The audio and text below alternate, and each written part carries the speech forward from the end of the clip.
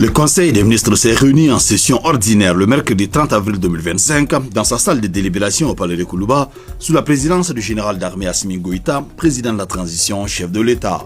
Après l'examen des points inscrits à l'ordre du jour, les conseils ont adopté des projets de texte, procédé à la nomination et ont entendu des communications. Au chapitre des mesures législatives réglementaires sur le rapport du ministre de la Défense et des anciens combattants, le Conseil des ministres a adopté un projet de loi portant création de l'Office national des anciens combattants, militaires et retraités et victimes de guerre du Mali. Le projet de loi adopté crée sous forme d'établissement militaire à caractère social l'Office national des anciens combattants, militaires et retraités et victimes de guerre du Mali avec pour mission d'assurer la gestion administrative, la promotion et la protection sociale des anciens combattants militaires, retraités et victimes militaires de guerre. Sur le rapport du ministre de l'Industrie et du Commerce, le Conseil des ministres a adopté deux projets. Le premier parle de la création du Centre de recherche et de formation pour les industries légères et textiles. L'organisation et les modalités de fonctionnement du dit centre constituent le deuxième projet défendu par le ministre de l'Industrie et du Commerce. Les projets de texte adoptés transfèrent la tutelle du centre au ministère en charge de l'enseignement supérieur en vue d'une meilleure exécution de sa mission. Sur le rapport du ministre délégué auprès du Premier ministre chargé des réformes politiques et du soutien au processus électoral, le Conseil des ministres a adopté un projet de loi portant abrogation de la loi numéro 05-047 du 18 août 2005 portant charte des partis politiques et de la loi numéro 2015-007 du 4 mars 2015 portant statut de l'opposition politique.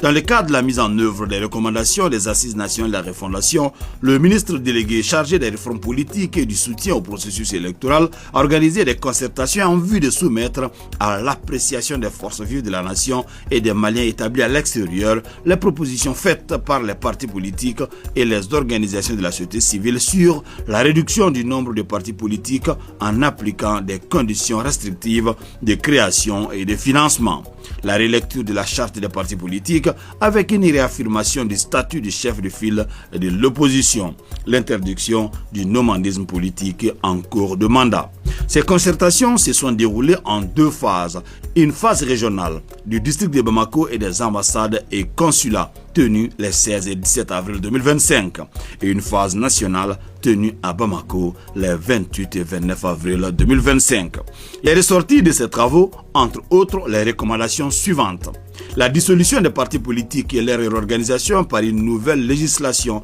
la suppression du financement public des activités des partis politiques, l'audit du financement public des partis politiques, la suppression du statut du chef de file de l'opposition politique à travers l'abrogation de la loi numéro 2015-007 du 4 mars 2015 portant statut de l'opposition. La révision de la charte de la transition en installant le général d'armée Assimi Goïta comme président de la République pour un mandat de 5 ans renouvelable à partir de 2025 à l'instar de ses pairs de l'AES. Le durcissement des conditions de création des partis politiques. Le projet de loi adopté abroge dans toutes leurs dimensions la loi numéro 05-047 du 18 août 2005 portant charte des partis politiques, de la loi numéro 2015-007 du 4 mars 2015 portant statut de l'opposition publique.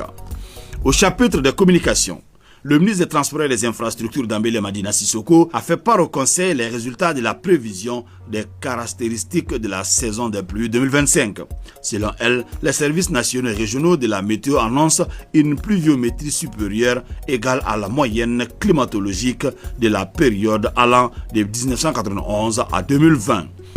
Le ministre de l'Enseignement supérieur et de la Recherche scientifique a informé le Conseil des ministres de l'attribution du prix Hideo Noguchi au professeur Abdoulaye Djimde du Centre de formation sur le paludisme.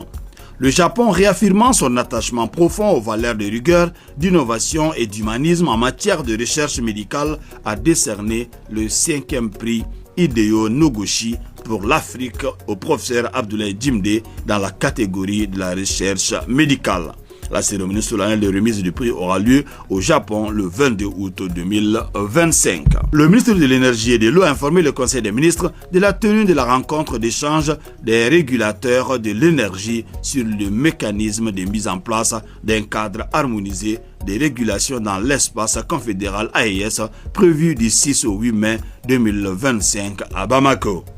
Toujours au chapitre des communications, celle faite par le ministre Daniel Simeon Kéléman en charge de l'agriculture a porté sur la tenue du forum régional sur la transformation des systèmes agricoles durables, le partage d'expériences, le financement et l'institutionnalisation du système de riziculture intensif en Afrique de l'Ouest. Ce forum régional qui se tiendra à Bamako du 5 au 7 mai 2025 regroupera 13 pays. Le ministre de la Promotion de la Femme, de l'Enfant et de la Famille a informé le Conseil des ministres de la célébration de la 32e édition de la Journée internationale des familles prévue le 15 mai 2025.